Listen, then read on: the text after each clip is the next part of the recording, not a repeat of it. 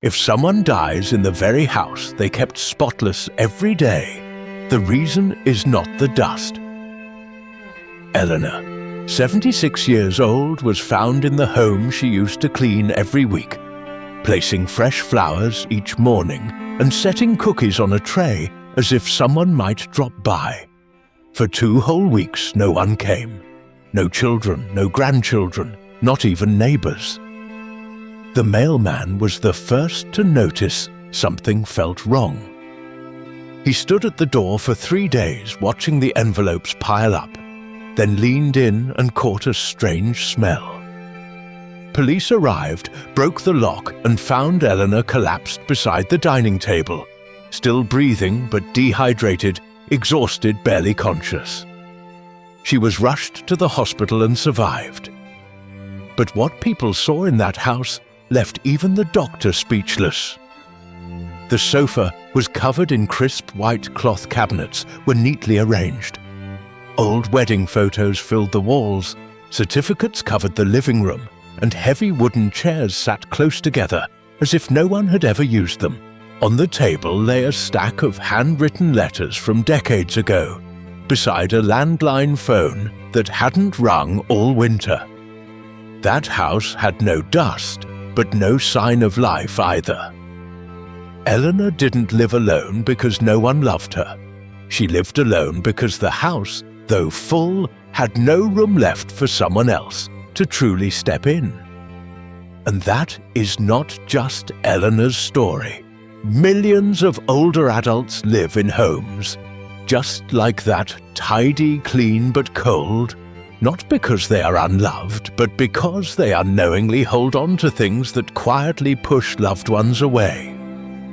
7 items feel like memories that seem necessary but silently erode connection. And maybe you too are keeping one of them without realizing it. If what you just heard makes your heart skip a beat, subscribe now. The next episodes won't just list those objects, they will show you how to keep only what matters so that your loved ones feel safe to return. Because the very first item that makes people walk in and want to walk right out again is usually the one you think is most precious. It's not dusty, not outdated, but it fills the room and locks others inside your past. The first is the shrine of what used to be. After being rescued, Eleanor began to look closely at every corner of her house.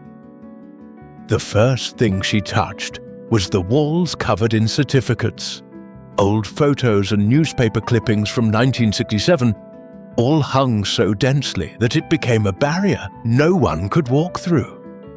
Her granddaughter once said, "You tell funny stories, but they're always from before I was born." Every time she visited, the girl would sit for a moment and then ask to go outside. Eleanor understood she didn't blame her. She just feared that if she took everything down, no one would remember how beautiful those days once were. But the longer she left them up, the lonelier she became in the pride she had built. What was once her glory now stood as a silent wall between her and the new generation. No one wants to sit in a room filled only with the past. No one wants to hear stories that begin with, "Back in my day," and never leave space for today. Eventually, Eleanor realized she didn't need to throw it all away. Just keep one wedding photo and one framed award. The rest she tucked into an album locked away in a drawer, not because it lost value, but because the living needs space to breathe. After that, her granddaughter stayed longer. They talked about new ice cream flavors and cartoon shows, and for the first time, Eleanor felt she didn't need to tell old stories just to be heard. But then she noticed it wasn't just the memories on the walls that kept others away. Some things looked ordinary, but made visitors want to leave sooner than they should. The second is chairs that no one wants to sit in. After taking down some of the old photo frames, Eleanor began to notice the couch in her living room. It was a 25-year-old sofa with a stiff back, sunken cushions and wooden armrests. She and her husband once chose it because it looked elegant, sturdy and beautiful, but over time, no one wanted to sit on it. Whenever her children or grandchildren visited, someone would sit on the floor and someone would move out to the balcony. One time, her granddaughter sat for less than 10 minutes and stood up rubbing her back. Eleanor suddenly realized it had been a long time since anyone sat beside her, long enough to talk to, laugh, or to be silent without discomfort. She didn't blame them, even though she didn't feel comfortable sitting there, but she kept it because it felt wasteful to replace it. After all, she thought it still worked, until she realized that keeping something not because it's useful, but because no one dares to change it, can quietly be the reason people don't stay. She gave the old sofa to a man who repaired wooden furniture in its place. She bought 2 soft armchairs placed diagonally enough to sit and talk, read or snack. The next week, her granddaughter asked to sleep over. That evening they sat on those chairs watching cartoons, peeling apples, laughing as if there had never been a wall between their generations. Eleanor didn't need an expensive couch. She just needed a soft enough seat for someone to sit down, stay and open up. Because when a chair doesn't invite loved ones to sit comfortably, that house, no matter how clean, still feels cold. And just like the chair, Eleanor started looking at other corners of her house. Places long occupied by things that once seemed like passion, but were now only unfinished dreams and silent regret. The third is dreams that never took shape. The corner of Eleanor's dining table was meant to be a family photo album station. She bought colored paper scissors, glitter pens, and even a photo printer. But 3 years passed, and the table stayed cluttered with unused supplies. Her granddaughter once wanted to bake together, but there was no space to place the tray, so they ended up using the small oven out on the balcony. The dining table, once filled with clinking spoons and laughter, had become a battlefield of unfinished plans. Eleanor looked at the mess and asked herself, am I being creative? Or am I hiding because every time she tried to begin, she felt tired, overwhelmed, and pressured? Slowly, the things she once bought with hope turned into quiet reminders that she no longer had the strength to do what she wanted. Her loved ones didn't blame her, but didn't know how to help either. They stayed silent, they stayed away, and that invisible gap only grew longer. One day, Eleanor packed up all the paper scissors and leftover photos. She kept a blank notebook and a few pictures. The rest she donated to the community library, where people still had steady hands and bright eyes to finish what she had started. The dining table became clear again, and that very emptiness brought her family back with hot pot juice and conversations thought to be forgotten. Eleanor realized some things we keep for some time, but the longer they sit there, the harder it is for today to begin. And once she cleared those unfinished plans, she noticed something else. Some items she never planned to use, just preserved and protected, as if lasting longer meant something. The fourth is layers that block affection. The more Eleanor decluttered, the lighter her home felt. But there was one small thing that always made her granddaughter hesitate. Grandma, is it okay if I sit here?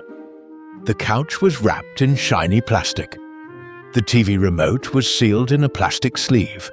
The tablecloth was covered in thick vinyl. and everything was clean but also distant.